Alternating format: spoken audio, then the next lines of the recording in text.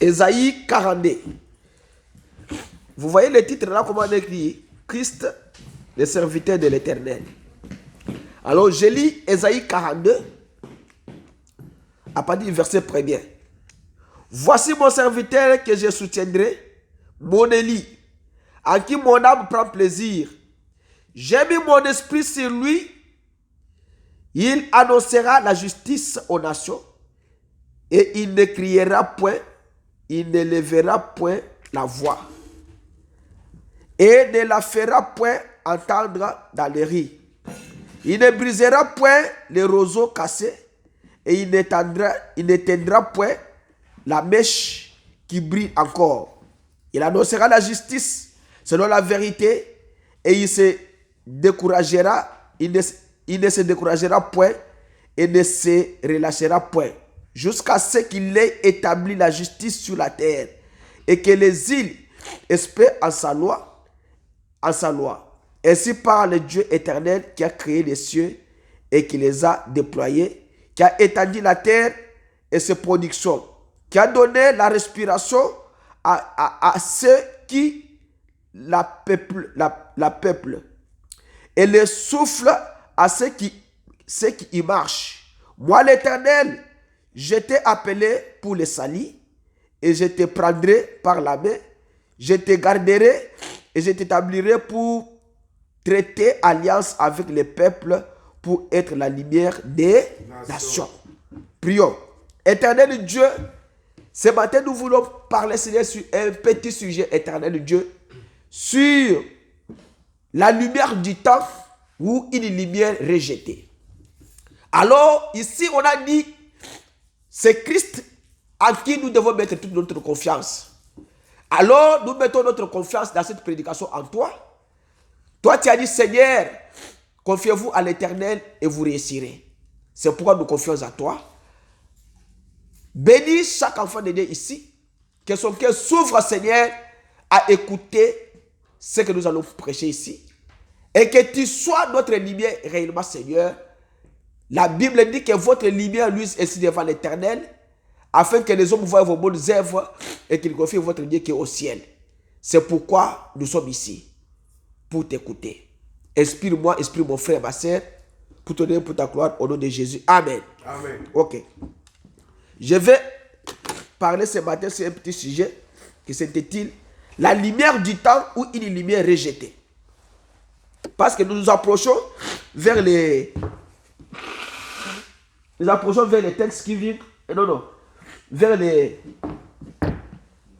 Noël. Alors, nous allons parler sur la lumière du temps ou une lumière rejetée.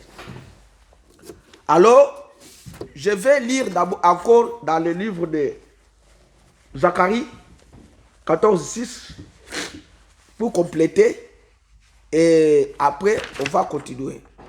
Zacharie 14:6 dit ceci. Zacharie 14:6 parle pour les jours du temps de la fin. La lumière qui va briller au temps de la fin, c'est quelle lumière? Au départ, il y avait une lumière à l'Orient et à la fin du temps, il y aura aussi une lumière à l'Occident. Cela veut dire que les mêmes soleils qui se lèvent à l'Est, c'est le même soleil qui va se coucher à l'Ouest. Le soleil ici, qui est dehors ici, c'est un soleil naturel qui s'est levé ce matin à l'Est et c'est le même soleil qui va se coucher à l'Ouest. Ce n'est pas un soleil différent. Mais le soleil qui a apparu hier, là, c'est le soleil qui est différent avec le soleil qui est apparu aujourd'hui. Bien que c'est le même soleil, mais ça c'est le soleil qui est passé avec quoi? Avec une température mesurée. Et aujourd'hui, il y a aussi un autre soleil qui s'est levé avec une température aussi différente avec la température qui était hier. Mais c'est le même soleil qui s'est levé le matin, qui a au moins 14 degrés. C'est le même soleil qui va se coucher le soir avec 78 degrés. Ça veut dire que s'il y a une lumière au temps du matin, Cette lumière sera encore au temps du soir. C'est la même lumière. Alors Zacharie 6 parle de la lumière du temps de la fin. Parce que la lumière de l'Orient s'est levée avec le Seigneur Jésus-Christ. La lumière de l'Occident se couchera encore avec le Seigneur Jésus-Christ. C'est le même soleil qui était à l'Orient. Ce soleil est encore à l'Occident encore. Écoutez ce que Zacharie 14, 6 dit. En ce jour-là, il n'y aura point de lumière. Quel est le jour-là? Revenons dans Esaïe, dans Zacharie là, pour voir quel jour que Zacharie a parlé. Zacharie a dit ceci. Je prends ma lunette. Zacharie a dit, ça c'est Zacharie 6 qui a dit ça. Mais il dit, Zacharie 14, 1. Voici les jours de l'Éternel arrivent. Ça c'est les jours de l'Éternel. Pas les jours d'un homme. Et tes dépouilles seront partagées au milieu de toi. Je rassemblerai toutes les nations pour qu'elles attaquent Jérusalem. Ça, c'est le jour de l'Éternel. Mais quand vous lisez, vous quittez, il vous dit dans Zacharie 5, vous fouillerez alors dans la vallée des montagnes. Quand la vallée des montagnes s'étendra jusqu'à Hazel, vous fouillerez comme vous avez fui devant le tremblement de terre au temps d'Osias, roi de Juda. C'est que le jour de l'Éternel, là, ça sera un jour terrible. Il dit, et l'Éternel, mon Dieu, viendra et tout cessera avec lui. En ce jour-là, il n'y aura point de lumière. C'est que le jour que l'Éternel viendra maintenant pour faire la vengeance, il n'y aura pas la lumière. Il y aura et de la glace. Ça sera un jour unique connu de l'Éternel. Et qui sera ni jour ni nuit. Quel est le jour qui sera ni jour ni nuit? C'est que on n'est pas jour, on n'est pas nuit.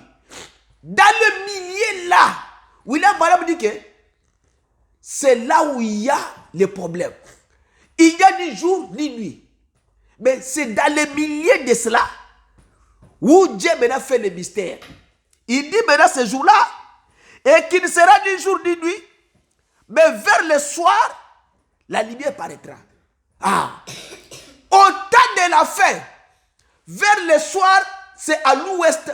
Quand maintenant, le soleil qui s'est levé à l'est là, vers maintenant se coucher à l'ouest, il y aura une lumière. Mais quand le soleil s'est levé, vers quelques heures, il n'y a ni nuit, ni jour. Mais vers le soir, la lumière va apparaître. Mais le soir là, c'est quel jour? C'est le jour que nous sommes en train de vivre maintenant. Alors, il dit, mais vers le soir, la lumière paraîtra. 8. En ce jour-là, des eaux vives sortiront de Jérusalem et couleront moitié vers la mer orientale et moitié vers la mer occidentale. Il en sera ainsi en été et en hiver. Ça, je dois vous expliquer ça quand je dois prêcher sur la lumière brillante du temps. Mais, ici, nous voyons que William Branham dit, dans la prédication là, allumer la lumière, il dit, le soleil que nous avons ici, le soleil, c'est le roi de toutes les lumières qui existent. Il n'y a aucune lumière au monde qui dépasse ce soleil qui est dehors là.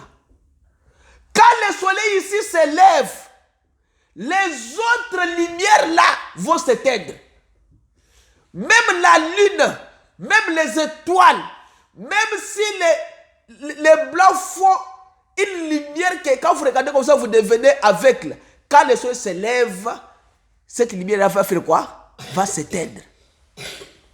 Et maintenant, pourquoi le soleil a une lumière plus étincelante par rapport aux autres lumières? Parce que le soleil est considéré comme le fils de l'homme. Vous voyez? Jésus-Christ, il est le soleil de quoi? De la justice. C'est que le soleil que Dieu a fait, il n'y a aucune lumière qui dépasse ce soleil. C'est pourquoi Dieu a utilisé ça. En anglais, il y a ce qu'on appelle S-O-N, sun. Il y a ce qu'on appelle S-U-N, sun. Ça se prononce de la même façon. Mais celui-ci est appelé soleil, l'autre est appelé fils. Vous voyez le mot anglais, comment ça se fait? Alors, soleil en anglais, c'est sun, avec S-U-N. Et le fils en anglais, c'est sun, avec S-O-N. Alors, parce que le soleil est le roi de toutes les lumières qui existent. Alors, William Branham dit que même les rayons électriques ne peuvent pas atteindre la dimension de la lumière du soleil. Et il en est de même pour la parole de Dieu. Quand la parole de Dieu s'élève, quand Dieu vient, il dit, voici mon serviteur. C'est là où nous avons lu, non? Ésaïe 42, non? Il dit, voici mon serviteur que je crois, que je soutiendrai. Ah, Dieu va soutenir son serviteur. Il dit, mon élu. Dieu l'a élu. Dieu l'a choisi. Le soleil. Il dit, c'est mon serviteur que je soutiendrai. Dieu l'a mis au futur. Que j'ai élu. Dieu mettra ça au passé. C'est que Dieu l'a élu. Pour faire quoi? Et à qui mon âme prend plaisir. Dieu a mis son affection dans son fils Jésus-Christ, qui est le soleil de la justice. C'est lui la lumière que nous allons parler ce matin. Nous n'allons pas parler d'une lumière artificielle, une lumière là, comme les physiciens. Non, nous allons parler de la lumière qui s'appelle le Seigneur Jésus-Christ, le Fils de l'homme. Il dit, oui, madame dit que, il en est de même pour la parole de Dieu. Quand la parole de Dieu s'élève, toutes les superstitions, les fanatismes dénominationnels et toutes ces choses vont se dissiper. Ça veut dire quoi? Ça veut dire que quand vous voulez prêcher l'évangile, prêchez la parole de Dieu. Il ne faut pas dire aux gens des choses qui ne sont pas dans la Bible et vous encourager les gens. Non. Mais quand la parole de Dieu vient, la parole de Dieu n'encourage pas les mauvaises choses. Je vous ai toujours dit, quand on est 3, 4, c'est à ce moment-là que nous devons mettre du sérieux. Avant de devenir 5, 6, 7. On se dit la vérité, frère. Ici, chez nous, il n'y a pas de boyfriend et de girlfriend. On se dit vrai. Quand un sixième vient, vous lui dites, frère, chez nous ici, il n'y a pas de boyfriend et de girlfriend. C'est ça la parole de Dieu. Chez nous ici, on ne vole pas. Si tu trouves le téléphone par terre, prenez, donnez au pasteur, au diacre. Le diacre va faire quoi? Chercher la personne qui a volé et qui a fait tomber. Quand on est peu nombreux, on doit mettre du sérieux dans la parole de Dieu. Mais si vous ne le mettez pas, vous continuez dans le désordre. C'est pourquoi quand la parole de Dieu commence, quand la parole de Dieu s'élève, toutes les superstitions, le fanatisme dénominationnel et tout ça là va se dissiper. Et elle dévoile exactement ce que c'est. La Bible dit que au commencement, Dieu dit que la lumière soit et la lumière fut. Quelle est la lumière là? La vraie lumière, la lumière suprême, vient uniquement que par la parole de Dieu. La vraie lumière est la lumière suprême qui est au-dessus de toutes les lumières, vient que par la parole de Dieu. Parce que quand la parole de Dieu vient, la parole de Dieu éclaircit les écritures bibliques. La parole de Dieu c'est une lumière pour les nations. C'est une lumière pour chaque croyant. Ça va vous éclaircir qu'est-ce qu'il faut, qu'est-ce qui ne va pas dans votre vie et qu'est-ce qu'il faut dans votre vie. Si la parole de Dieu n'est pas là pour vous éclairer, ce qu'il faut dans votre vie et ce qui ne va pas dans votre vie, c'est que vous vivez dans les ténèbres. C'est ça, non? Écoutez ce que la Bible dit. Je m'arrête d'abord là. Écoutez. Ésaïe 5, 20 dit quoi?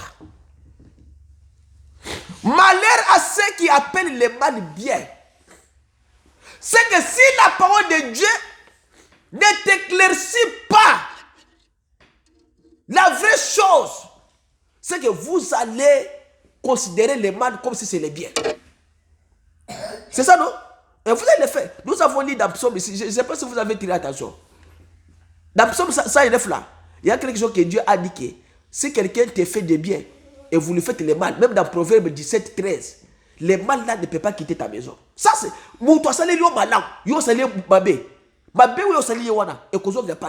Ça c'est la Bible qui le dit. Malheur à ceux qui appellent le mal bien et le bien mal, qui changent les ténèbres en lumière. Et la lumière en quoi? Papa Richard, il faut en ténèbres. Et qui change l'amertume en douceur. Et la douceur en amertume. C'est que quand la lumière de la parole de Dieu vient, elle va vous éclairer. Ça c'est le mal, ça c'est le bien. La parole de Dieu ne peut pas vous mettre dans la confusion. Elle va vous dire, ce que tu fais ici, c'est ça la parole, continue, c'est bien. Ce que tu fais ici, ce n'est pas la parole, ne le faites pas. Malheur à ceux qui appellent bien mal. Et à ceux qui appellent le mal bien.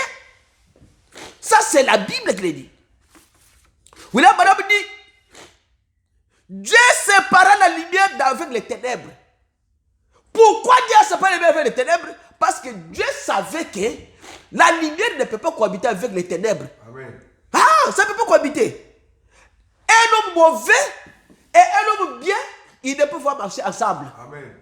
Ah, une femme de mauvaise vie, elle ne peut pas marcher ensemble avec une femme de bonne vie. Amen. Ça ne peut pas se faire. Parce que sa vie et sa nature est différente avec la nature de l'autre. Un corbeau ne peut pas habiter avec une colombe. L'aigle ne peut pas habiter avec les poules.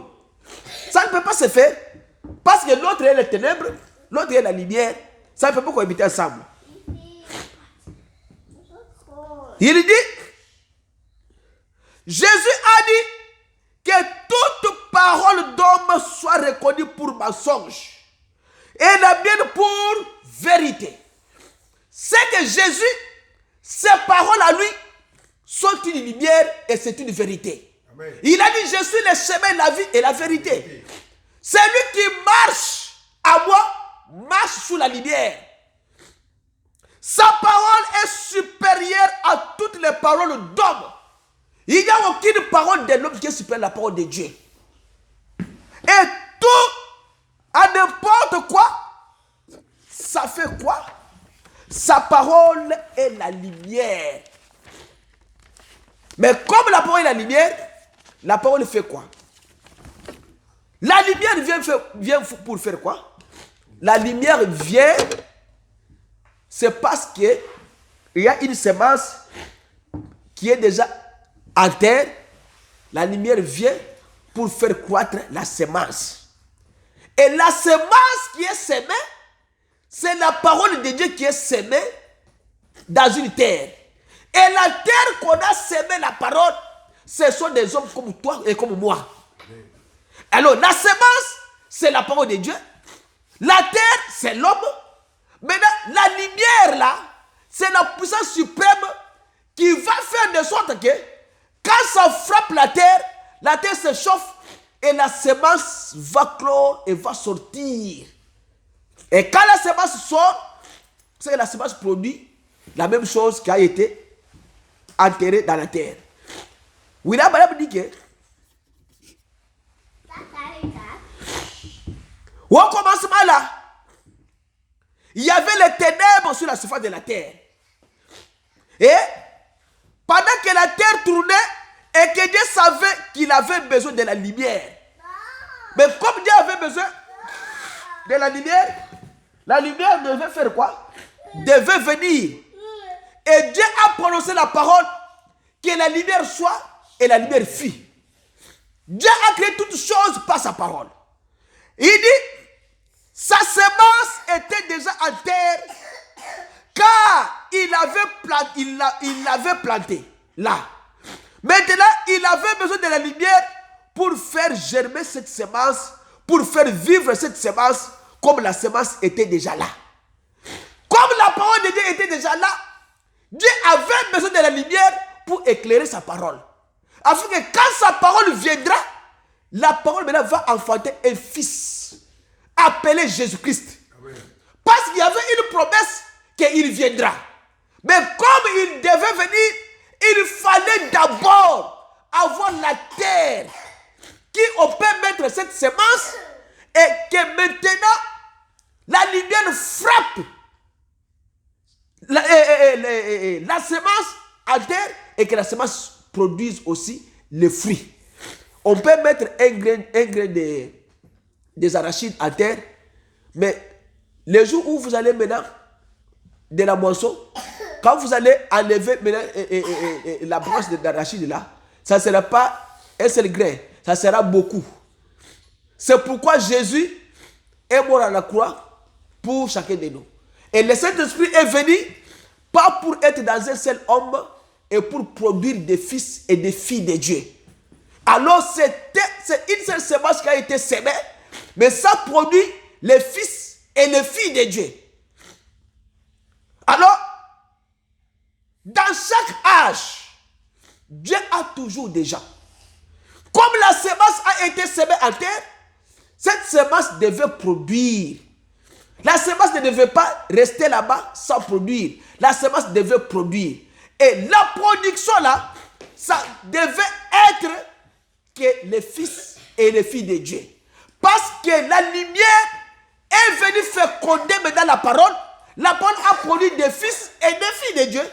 Alors vous êtes maintenant l'héritier de toutes choses qui étaient en Christ. Parce que cette semence était en terre. Il fallait la lumière pour faire germer cette semence et pour faire vivre cette semence. La semence ne peut pas vivre sans la lumière. Il dit dans chaque âge, Dieu nous a annoncé ce qui arriverait dans chaque âge. La seule chose dont il a besoin, c'est la manifestation de la lumière de Dieu sur cette écriture pour la faire vivre pour cet âge-là. Il en sera ainsi longtemps que la lumière pourra atteindre la lumière si le germe de la parole est vivifié. Cela fera vivre si c'est une promesse pour ce jour-là. Donc dans cet âge, comme nous avons lu dans Zacharie, il dit que vers le soir, la lumière va apparaître. La lumière est apparue au commencement avec Jésus. Les Juifs, les pharisiens ont refusé Jésus. Ils ont dit que nous ne te connaissons pas. Nous attendons le Messie.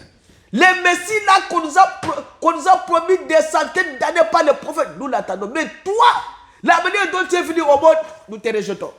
Nous ne voulons pas de toi. Il a dit à la fin au prix, je ne suis moi qui te parle. Je suis le Messie. Ça c'est dans Jean 14. Au départ, à l'est, à l'orient, ils ont rejeté Jésus. Paul est venu. Paul a dit que c'est à vous premièrement que la parole de Dieu doit être annoncée. Mais comme vous vous jugez indigne de cette parole, nous nous tournons vers les nations, les païens. Ils ont rejeté et nous avons reçu cela. Et William Branham dit, vous pourrez planter du blé à un moment donné ou du grain à un autre moment. Certains poussent plus lentement et que d'autres, quand cela dépend de la saison. Vous pouvez prêcher les gens la parole de Dieu aujourd'hui. L'autre croit aujourd'hui. Mais l'autre peut croire après 3 ans, 4 ans, 5 ans. Ça dépend de la façon donne la parole de Dieu, fais dans l'homme. L'autre peut dire que, moi, vraiment, aujourd'hui, je vois que c'est moi, j'ai donné ma vie à Christ. L'autre dit que non, moi, j'étends d'abord, je vais voir d'abord, examiner d'abord ma vie et la vie de l'église qui je dois choisir. Ça n'est pas de lui. C'est pourquoi William Branham dit que d'autres grains poussent plus lentement que d'autres, car cela dépend de la saison. Ça dépend de la façon dont vous prenez la parole de Dieu. Je peux dire, moi je ne crois pas d'abord, je vais d'abord me retirer. Ça dépend de la façon dont vous voyez. Mais la parole de Dieu vient au temps opportun. C'est que cette semence, quand on la sème, on sème la semence qui est pendant la saison. Tu ne peux pas semer le maïs pendant la saison des arachides. Tu ne peux pas semer le maïs pendant la saison des manguiers. Dieu, il sème au temps convenable, au temps opportun. Un cultivateur sait que pendant la saison sèche, on doit semer telle chose. Pendant la saison de pluie, comme il y a 9 mois de pluie, alors pendant les 4 premiers mois, c'est le maïs. Après le maïs, c'est le manioc. Après le manioc, ce sont les arachides. Après les arachides, ce sont les piments. Il le sait. Si un cultivateur le sait comme ça, est-ce que Dieu pour sa parole ne le sait pas? Dieu le sait. Au temps opportun, la loi et la grâce et ainsi de suite. Comme nous avons étudié les âges au bout de l'autre, et chaque fois cela est éclairé par la manifestation de la lumière qui fait pousser la vie qui est dans la semence. C'est que la lumière là, si la lumière là n'est pas là, la vie qui est dans la semence ne poussera pas. C'est que la semence est semée. La semence commence à croître. Il faut qu'il y ait le soleil pour nourrir la semence là. Chaque arbre que vous voyez ici, s'il n'y a pas le soleil, l'arbre va sécher. Là, chaque arbre, chaque semence vit parce que la lumière existe. Parce que le soleil existe. Si Dieu retire le soleil, tout va sécher. Même les hommes vont mourir. William Branham dit que même pendant l'été, quand vous voyez qu'ici à Texas, il fait chaud là, vous vous dites, aujourd'hui il y a 100 degrés. Dieu sait pourquoi il a mis 100 degrés là-bas. Dieu sait que les autres arbres là-bas, les autres semences, pour que ces semences-là vivent, il faut seulement 100 degrés là. Ah oui! Dieu sait pourquoi l'état voisin de nous ici n'a pas de chaleur comme nous. Pourquoi Ohio est froid et Arizona est chaud? Pourquoi Texas est chaud et les autres États ne font pas chaud? Dieu sait. Dieu sait pourquoi il a mis la chaleur dans cet état-là. Parce que les autres arbres vivront que par cette chaleur-là. Si Dieu retire ou bien diminue la chaleur, les arbres vont mourir. La semence pousse. La vie qui est dans la semence, ça va pousser que par la lumière. Le soleil brille aujourd'hui par la parole de Dieu. Parce que la parole de Dieu a venu que la lumière soit. C'est pourquoi le soleil brille aujourd'hui. Il dit, paragraphe 29, cette parole-là, cette lumière-là, la lumière de Dieu pour ce jour, c'est son Fils. Comme je vous ai expliqué là. La lumière de Dieu, pour les jours que nous vivons, c'est le Seigneur Jésus-Christ. Ah oui! C'est pourquoi moi je vous dis, les gens viennent dire, oh mais ça c'est la Bible. Parce que la Bible, c'est elle qui vous donne la vie. Tout ce que vous voyez, les gens se lamentent tout partout là. Ils se lamentent parce qu'ils ne connaissent pas la Bible. Si vous lisez la Bible va vous dire dans quel temps vous vivez. La Bible.